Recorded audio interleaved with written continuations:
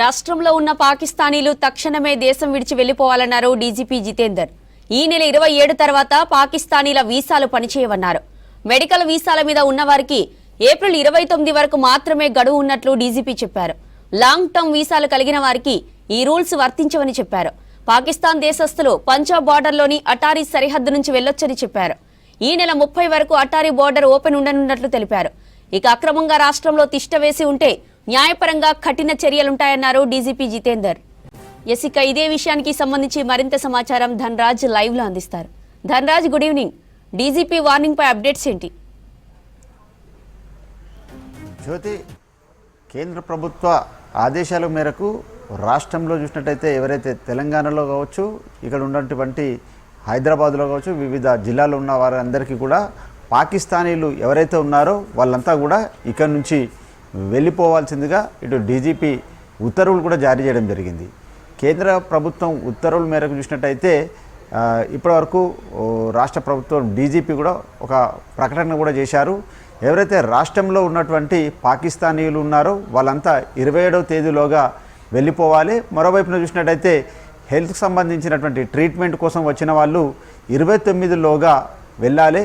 మరోవైపున చూసినట్టయితే లాంగ్ టర్మ్కి సంబంధించినటువంటి వీసా ఉన్న వాళ్ళకు మాత్రం కొంత మినహాయింపు ఉంది. ఏదైతే దౌత్యపరంగా కావచ్చు, ఏదైనా వేరే ఇతర సంబంధించినటువంటి లాంగ్ టర్మ్ వీసాలు కలిగి ఉన్న వారికి మాత్రము ఈ రూల్స్ వర్తించవని కూడా అందులో జారీ చేశారు. అయితే ఈ వాగా బార్డర్ ఏదైతే ఉందో అక్కడ 30వ తేదీ వరకు కూడా ఆ బార్డర్ తెరుచుకొని ఉంటుందని కూడా ఈ ప్రకటన చేశారు. ముఖ్యంగా చూసినట్టయితే హైదరాబాదులలో చాలా వరకు ఇతర వ్యాపారాలకు సంబంధించిన వ్యవహారాలు కావచ్చు, అంతేకాకుండా మెడికల్ సంబంధించినటువంటి గ్రౌండ్స్ కావచ్చు, రకరకాల పనులతోటి ఎవరెవరు ఎక్కడెక్కడ తిష్ట వేశారు, ఎవరెవరు ఏ రకంగా పనిచేస్తున్నారు, పాకిస్తానీయులు ఇక్కడికి వచ్చి ఎలాంటి వ్యాపారాలు చేస్తున్నారనే విషయాలపైననే స్పెషల్ ఇంటెలిజెన్స్ బ్యూరో మొత్తం నిఘా పెట్టడం జరిగింది. ఇప్పటివరకు పలువురిని కూడా గుర్తించడం జరిగింది. వారందరికీ కూడా ఇప్పటికే రాష్ట్ర డీజీపీ అయినటువంటి జితేందర్ ప్రకటన చేసినటువంటి క్రమంలో ఇక వాళ్లకు గడువు కూడా చాలా తక్కువ ఉంది. అంటే ఎల్లుండి వరకు కూడా సమయం ఉంది. 27వ తేదీలోగా వాళ్ళంతా వెళ్ళిపోవాలని ఆయన స్పష్టంగా కేంద్ర ప్రభుత్వ ఉత్తర్వులు ఏవైతే ఉన్నాయో ఆ రూల్స్ అన్నిటిని కూడా ఆయన వెల్లడించారు. మరోవైపున ఏదైనా ట్రీట్మెంట్కి సంబంధించి ఏదైనా జబ్బులు వివిధ రకాల సంబంధించినటువంటి వ్యవహారాలను తోటి కూడా ఈ తెలంగాణలోకి వచ్చిన వాళ్ళు మాత్రము వాళ్ళకు 29వ తేదీ వరకు కూడా సమయం ఇచ్చారు. ఆ తర్వాత మాత్రం ఎవరైనా ఇక్కడ తిష్ట వేసినట్టయితే ఖచ్చితంగా వాళ్ళపైన చాలా కఠినమైనటువంటి చర్యలు తీసుకుంటామంటూ కూడా హెచ్చరికలు జారీ చేశారు.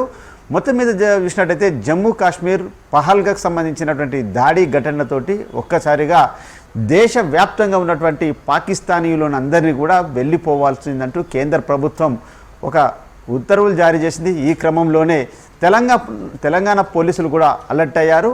ఆ కేంద్ర ప్రభుత్వ ఏదైతే ఉత్తర్వులు జారీ చేశారో ఆ ఉత్తర్వులను కూడా రాష్ట్ర డీజీపీ జితేందర్ ప్రకటించినటువంటి క్రమంలోనే ఇక హైదరాబాద్తో పాటు తెలంగాణలో తిష్ట వేసినటువంటి పాకిస్తానీయులంతా కూడా వెళ్ళిపోవాలని ఆ మేరకు కూడా రాష్ట్ర పోలీసులు కూడా చాలా వరకు ఎవరైతే ఇతర పాకిస్తాన్కి సంబంధించి దేశం దాటి వచ్చి ఇక్కడ తిష్ట వేసిన వాళ్ళపైన కూడా పోలీసులు ప్రత్యేకమైనటువంటి ఇప్పటికే దృష్టి సారించారు. వారికి సంబంధించినటువంటి ఎక్కడెక్కడ ఉన్నారు, ఏ రకాల పేరుతోనున్నారు, వాళ్ళు ఏం పని చేస్తున్నారు, ఇక్కడ ఎవరెవరితోటి కాంటాక్ట్లు ఉన్నాయి, వారికి సంబంధించినటువంటి ఐడెంటిఫికేషన్, ఫోన్ నెంబర్లను అన్నిటిని కూడా ఇప్పటికే పోలీసులు చాలా వరకు పకడ్బందీతోటి కూడా సేకరించడం జరిగింది. వాళ్ళందరినీ కూడా పంపించేందుకు గాను పోలీసులు ఇప్పటికే ఈ డీజీపీ ప్రకటన చేసినటువంటి క్రమంలో ఆయా జిల్లాలో ఉన్నటువంటి పోలీస్ యంత్రాంగం అంతా కూడా అప్రమత్తమయ్యారు. జ్యోతి.